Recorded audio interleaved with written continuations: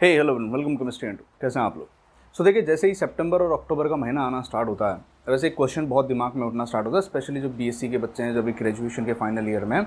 और वो ये होता है कि क्या हम बहुत लेट तो नहीं हो गए आईआईटी एग्जाम की प्रिपरेशन करने के लिए, क्योंकि बहुत सारे बच्चे होते हैं जिनको लेट रियलाइज़ होता है कि हमें आईआईटी एग्जाम की प्रिपरेशन करनी चाहिए। बहुत बार मेरे पास मैसेजेस आ रहे हैं, सर सितंबर अक्टूबर के महीने में आते हैं, सर क्या हम 3 महीने में काफ़ी, हमारे 3 महीने 5 महीने इनफ होते हैं आईआईटी एग्जाम की प्रिपरेशन करने के लिए?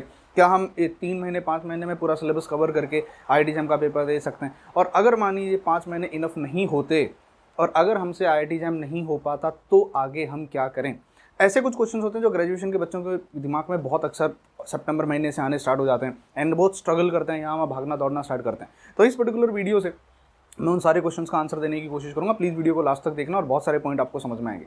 सबसे पहला क्वेश्चन, क्या 5 महीने में आईआईटी एग्जाम की प्रिपरेशन हो सकती है? मैं कहूँगा हाँ भी और मैं कह सकता हूँ ना भी। इट डिपेंड करता है कि आप किस टाइप के स्टूडेंट हो। अगर आपके बेसिक्स ऑलरेडी क्लियर हैं, अगर आप आईआईटी एग्जाम का सिलेबस देखेंगे, आईआईटी एग्जाम का सिलेबस इतना छोटा भी नहीं है, काफ़ी वास्ट है। आप अगर कोऑर्डिनेशन ही पढ़ना स्टार्ट करोगे तो काफ़ी टाइम लग जाता है। थर्मोडायनामिक्स है, इलेक्ट्रोकेमिस्ट्री है, ऑर्गेनिक रिएक्शन मैकेनिज्म है, इंटरमीडिएट्स है, पेरिसाइक्लिक रिएक्शन है, बहुत वास्ट सिलेबस है। अब डिपेंड करता है आपको ऑलरेडी कितना आता है। अगर आपको ABCD भी नहीं आती है केमिस्ट्री की, अगर आपका बेसिक्स ही एकदम हिला हुआ है, आपको मोलैरिटी नॉर्मेलिटी भी अभी तक समझ में नहीं आता है, आपको एटॉमिक स्ट्रक्चर की चीज़ें समझ में नहीं आती हैं, आपको BCC FCC सिंपल क्यूब के बीच में फ़र्क समझ में नहीं आता है, तो आपके लिए 5 महीने बहुत डिफिकल्ट हो सकते हैं प्रिपरेशन करने के लिए।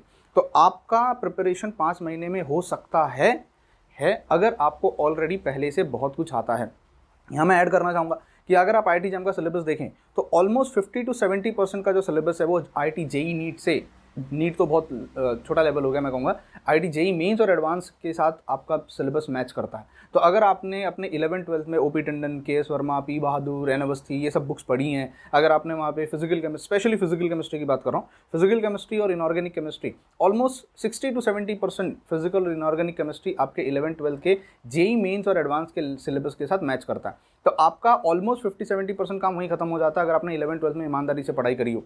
ऑर्गेनिक का जहाँ तक सवाल आता है, ऑर्गेनिक जो बीएससी ग्रेजुएशन का और आईआईटी एग्जाम का ऑर्गेनिक है वो 11th-12th के ऑर्गेनिक से बहुत डिफरेंट है, मतलब एकदम हूबहू नहीं है। 11th-12th का जो ऑर्गेनिक केमिस्ट्री होता है वो ज़्यादा मेमोराइज बेस होता है, आपको फैक्ट्स वगैरह बहुत ज़्यादा याद रखने पड़ते हैं, आईयूपैक नोमेनक्लेचर पे बहुत ज़्यादा जोर दिया जाता है। बीएससी एमएससी का जो ग्रेजुएशन का जो ऑर्गेनिक केमिस्ट्री होता है वो ज़्यादा रिएक्शन इंटरमीडिएट बेस्ड होता है, रिएक्शन मैकेनिज्म बेस्ड होता है, तो वहाँ आपको थोड़ी मेहनत करनी पड़ती है। तो ये 5 महीने इनफ होते हैं अगर आपने ऑलरेडी बहुत कुछ पहले से पढ़ा है। अच्छा, अगर मान लीजिए सर मेरे बेसिक्स क्लियर नहीं है, मैं लेट हो चुका हूँ और मैं एक्चुअली आईआईटी में जाना चाहता हूँ, तो मैं क्या करूँ? अगर मेरे पास 5 महीने हैं या 4 महीने 3 महीने मैं लास्ट में आ रहा हूँ, मेरे बेसिक्स क्लियर हैं बट अब मैं बहुत लेट हो गया हूँ रियलाइज़ करने में, तब मैं क्या करूँ? तो उस पर्टिकुलर केस में मैं आपसे कहूँगा ऐसी जगह ज्वाइन हो जाओ जहाँ पे क्रैश कोर्स चल रहा हो, जहाँ पे ऑनलाइन आजकल सब सारी दुनिया कोरोना के बाद ऑनलाइन आ चुकी है। आप ऑनलाइन किसी भी एक ऐसे प्लेटफॉर्म के साथ अटैच हो जाइए या ऑनलाइन कोई इंडिविजुअल अगर पढ़ा रहा हो जहाँ पे आप मेन टॉपिक्स कर लीजिए। सी आपके पास इतना टाइम नहीं होता लास्ट के 5-6 महीने में कि आप बैठें और पूरा सिलेबस रिवाइज करने की कोशिश करें, पूरे सिलेबस को पढ़ें, पूरे सिलेबस को रिवाइज करें और पूरे को एकदम स्क्रैचेस से स्टार्ट करें। You only have to revise the most important topic जहाँ पे सबसे ज़्यादा क्वेश्चन आने के चांसेस होते हैं। नाउ सर, मान लीजिए मैं बहुत लंबे टाइम से प्रिपरेशन करते आ रहा हूँ और लास्ट के 5 महीने मेरे पास बचे हुए हैं, लास्ट के इन 5 मंथ्स में मैं क्या करूँ? एक प्रिपरेशन स्ट्रेटेजी जैसे होती है। सी मैं हमेशा ऐसा मानता हूँ कि लास्ट के जो 2 महीने होने चाहिए, दैट इज जो दिसंबर एंड जनवरी, वो सिर्फ रिवीजन और मॉक टेस्ट और प्रैक्टिस के लिए होने चाहिए। तो आपके पास डेडलाइन होनी चाहिए कि सिर्फ आप दिसंबर एंड तक या मैं कहूँ नवंबर एंड तक अपना पूरा सिलेबस वाइंड अप करें। पूरा सिलेबस जितना आपका पढ़ के हो गया वाइंड अप करने के बाद प्लीज़ रिवीजन करना स्टार्ट कीजिए। ऑर्गेनिक बहुत वास्ट है, ऑर्गेनिक को रिवाइज करने में बहुत टाइम चला जाता है and it is really important कि आप ऑर्गेनिक की प्रैक्टिस बहुत बढ़िया तरीके से करके जाएं। फिजिकल केमिस्ट्री की numerical practice, formula based practice होना, इनऑर्गेनिक केमिस्ट्री के फैक्ट्स याद रखना, इनऑर्गेनिक केमिस्ट्री के स्ट्रक्चर्स और रिएक्शंस को याद रखना, ये बहुत इंपॉर्टेंट हो जाता है। नाउ सबसे बड़ा क्वेश्चन जिसके लिए मैं ये वीडियो बना रहा हूँ, एक्चुअली ये तो स्टार्टिंग के कुछ क्वेश्चन हो गए। सर मान लीजिए मैंने बहुत कोशिश किया, मेरा बेसिक्स भी क्लियर था, किसी तरीके से अनवांटेड सर्कमस्टांसेस की वजह से मान लीजिए मेरा आईटी में सिलेक्शन नहीं हो पाता, मैं जैम में सिलेक्शन मेरा नहीं हो पाता, तो क्या मैं अब मेहनत करना स्टार्ट करूं? बहुत सारे लोगों को क्वेश्चन यही आता है, मैं मेहनत तो कर लूँगा सर, मैं 5 महीने पढ़ भी लूँगा, आप बोलोगे मैं दिन रात पढ़ने को तैयार हूँ, मेहनत कर लूँगा, अगर मेरा जैम में सिलेक्शन नहीं हुआ क्योंकि मैं ऑलरेडी लेट हो चुका हूँ, मैं लेट हो चुका हूँ, मेरे से पहले ही पिछले 1-1.5 साल से बच्चे प्रिपरेशन कर रहे हैं, तो क्या वो वर्थ है आईआईटी जैम की प्रिपरेशन करना? क्या मुझे मेरे 5 महीने उस आईआईटी जैम की प्रिपरेशन के पीछे लगाने चाहिए जहाँ पे मुझे श्योरिटी नहीं है कि मेरा एडमिशन आईआईटी में होगा या नहीं होगा? तो मैं कहूँगा यस करना चाहिए, क्योंकि आप आईआईटी जैम के आगे देखो, लुक बियॉन्ड आईआईटी जैम। क्योंकि अगर मान लीजिए आपका IIT में सिलेक्शन नहीं हुआ, वर्स्ट केस सिनेरियो क्या हो सकता है कि सर IIT में सिलेक्शन नहीं होगा। वर्स्ट केस सिनेरियो हो सकता है कि सर आपका IIT का जो रैंक आया होगा वो 2000 के ऊपर चला जाएगा या 3000 के ऊपर चला जाएगा। तो जस्ट बिकॉज आप इस बात से डर रहे हो कि तुम्हारा IIT में सिलेक्शन नहीं होगा, आप IIT की तैयारी नहीं करना चाहते या आप IIT की तैयारी नहीं करेंगे। बहुत से बच्चे होते हैं इस क्वेश्चन का, इस चीज़ को सोच के पीछे विड्रॉ कर लेते हैं, वो सोचते हैं चलो यार नॉर्मल BSc कर लेते हैं, नहीं कहीं से नॉर्मल MSc कर लेंगे। आप इसको इस तरीके से सोचिए, मैं आपको एक एंगल दे रहा हूँ सोचने का। मान लीजिए आपने 5 महीने प्रिपरेशन करी, बहुत मेहनत करके प्रिपरेशन करी और आपका जैम में सिलेक्शन नहीं हो पाया, नहीं होता, जैम में बहुत बुरा रैंक आता है, तो कुछ बुरा हो गया क्या? मुझे नहीं लगता, उल्टा बहुत बढ़िया हुआ। सोचो आप MSc BSc पास करोगे, फरवरी में आपका जैम का पेपर होता है, तो उसके बाद आप ग्रेजुएशन का पेपर दोगे फाइनल ईयर का। ग्रेजुएशन का पेपर फाइनल ईयर का मेरे ख्याल से जून जुलाई के आसपास सबका हो ही जाता है। मार्च से शुरू होते हैं अलग अलग यूनिवर्सिटीज़ के, मुंबई यूनिवर्सिटी में जून जुलाई में होता है, अलग अलग यूनिवर्सिटी में।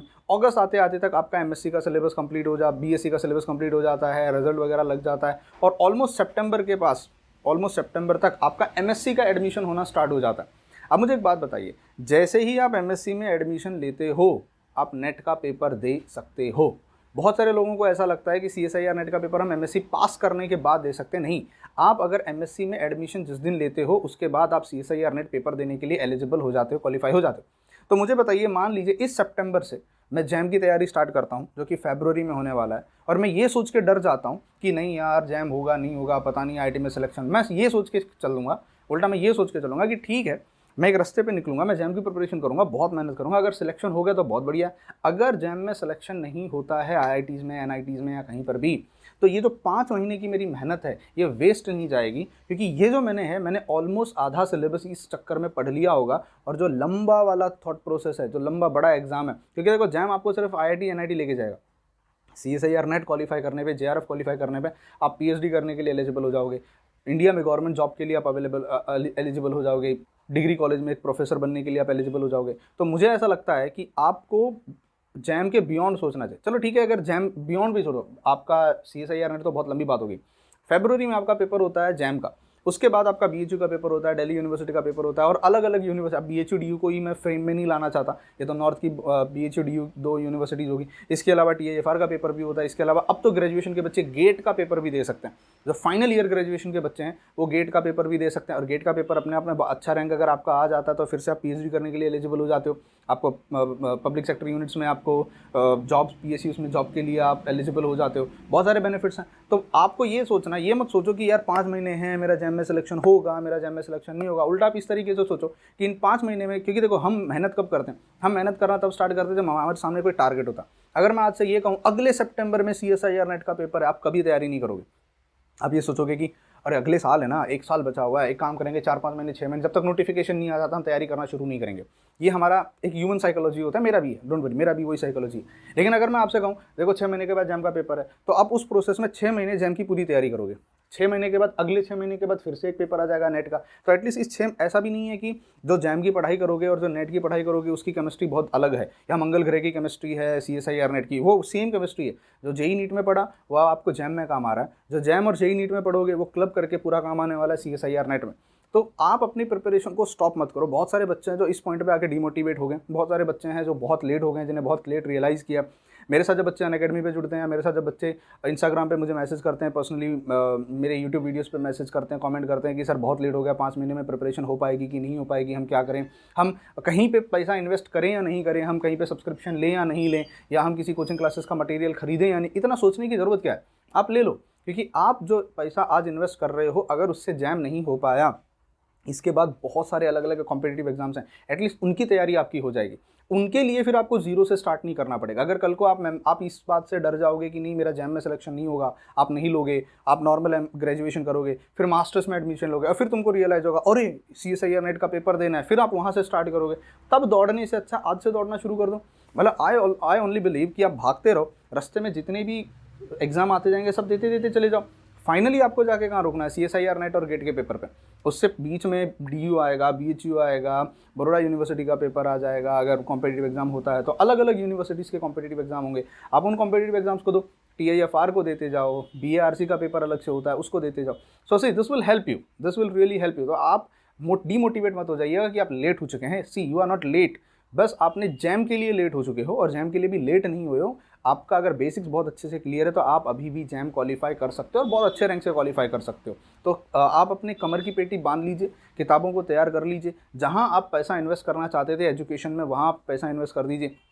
कौन सी कोचिंग क्लासेस बेस्ट है ये मुझे कहने की ज़रूरत नहीं है, यू ऑल नो। आपको जहाँ अच्छा लगे, जहाँ आपकी फ्रिक्वेंसी मैच होती हो, जहाँ के पढ़ाए हुए टीचर्स का आपको समझ में आता हो, everyone is best, nobody is worst. अगर वर्स्ट होते तो होते नहीं ऑनलाइन वर्ल्ड में। जो भी ऑनलाइन वर्ल्ड में सब अपने अपने आप में बेस्ट हैं, सबकी अपनी अपनी स्पेशलिटी है, पिक्युलरिटी है, सब अपने अपने बढ़िया बेहतरीन कर रहे हैं। आपको जो बढ़िया लगे, जहाँ आपकी फ्रिक्वेंसी मैच होती हो, जहाँ आपको लग रहा हो कि भैया यहाँ रह के मेरी प्रिपरेशन हो सकती है, आप वहाँ पे अटैच हो जाइए। और अटैच होने के बाद अपनी प्रिपरेशन ये सोच के स्टार्ट कीजिए, एक लंबा गेम है और उस लंबे गेम में बहुत सारी सीढ़ियाँ आने वाली हैं, बहुत सारे पड़ाव आने वाले हैं। There will be many stages जहाँ पे आपको अलग अलग कॉम्पिटिटिव एग्जाम देना है। तो आप जो भी पढ़ते जाओगे इस 1-1.5 साल में, अगला 1-1.5 साल या 2 साल मैं कहूँगा ग्रेजुएशन के बाद का आपके लिए बहुत इंपॉर्टेंट होगा। ट्रस्ट मी, आपको ऐसा मजाक लग रहा होगा मैं भी एक नॉर्मल टीचर्स की तरह ब्लफिंग कर रहा हूँ, बट नहीं, ट्रस्ट मी, अगला 1.5 से 2 साल आपके लिए 2 चीज़ों में बहुत इंपॉर्टेंट होगा। एक तो ये आपका करियर शेप करेगा, आप कहाँ जाने वाले हो, किस डायरेक्शन में जाओगे, रिसर्च में जाओगे, जॉब मार्केट में जाओगे, टीचिंग लाइन में जाओगे। और ये आपका अगला 1 से 1.5 साल है वो आपकी पूरी नॉलेज ला के देगा। हम ग्राफ में देखते हैं एक्सपोनेंशियल ग्रोथ होता है,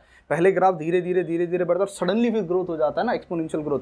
तो ये आपके साथ अब लास्ट 1 से 1.5 से 2 साल में होने वाला है। जो भी आपकी नॉलेज आने वाली है वो 1.5 से 2 साल में आने वाली है, क्योंकि अब आप बहुत, जब तक आपको जॉब का लालच नहीं मिलेगा आप ईमानदारी से पढ़ाई नहीं करते हो। और अब आपको पता है कि आपके पास, अब अगर आपने मेहनत नहीं करी है तो एमएससी के बाद आप भटकते रह जाओगे, आपको नौकरी नहीं मिलने वाली है। तो अब जो भी आप पढ़ोगे वो एक्चुअली, हम ह्यूमन साइकोलॉजी है कि जब तक हमारे पे विपदा नहीं आती है, जब तक हमारे पे कोई प्रॉब्लम नहीं आती है, हमारा जो ब्रेन न्यूरॉन्स एक्टिवेट नहीं होते और हम मेहनत करना स्टार्ट नहीं करते। और आप ये चीज़ रियलाइज़ कर लीजिए कि कॉम्पिटिटिव मार्केट बहुत बहुत बढ़ गई है, जॉब्स कम हो रहे हैं, श्रिंक हो रहे हैं, कंपटीशन बढ़ रहा है, अवेयरनेस बढ़ रही है। And thanks to all we YouTubers, हम वीडियोस पे वीडियोस बना रहे हैं और गांव-गांव तक पहुंचा रहे हैं, बच्चे अवेयर हो रहे हैं और कंपटीशन पे कंपटीशन बढ़े जा रहा है, सीट्स उतनी ही रह रही हैं।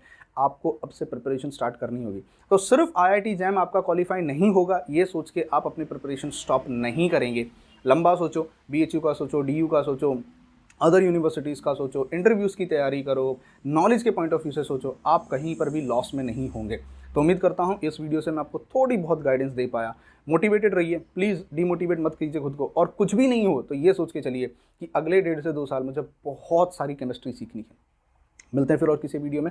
ऐसे ही अगर आपको और भी कुछ मन में डाउट है या शंका है, अगर आप कुछ और मुझसे क्लियरिफिकेशन चाहते हैं तो कमेंट बॉक्स आपका है, भर दीजिए कमेंट बॉक्स में जो आप लिखना चाहते हो। आई विल मेक श्योर कि मैं आपके लिए वीडियोस बना दूं। हाँ, एक और बड़ी बात बताना चाहता हूँ, जाते जाते अगर आपने अभी तक चैनल को सब्सक्राइब नहीं किया है तो प्लीज़ चैनल को सब्सक्राइब कर लीजिए। That's the only motivation you can give me right now. Channel को सब्सक्राइब कर दीजिए एंड वीडियोज़ को शेयर कीजिए। जितना आप वीडियोज़ को शेयर करोगे, जितना आप वीडियोज़ को लाइक करोगे, उतना मुझे मोटिवेशन आएगा कि that yes I need to make videos, और उतना मेरे अंदर से फ्लोलेस चीज़ें निकलेंगी एकदम। मतलब कहते हैं ना, आपके लिए जो मेरा मोटिवेशन है अंदर से, जो मेरे अंदर छुपी हुई चीज़ें हैं वो मैं आपको बाहर निकाल के दूंगा। And trust me, this will really help you all people. Till then, bye bye, take care and God bless you.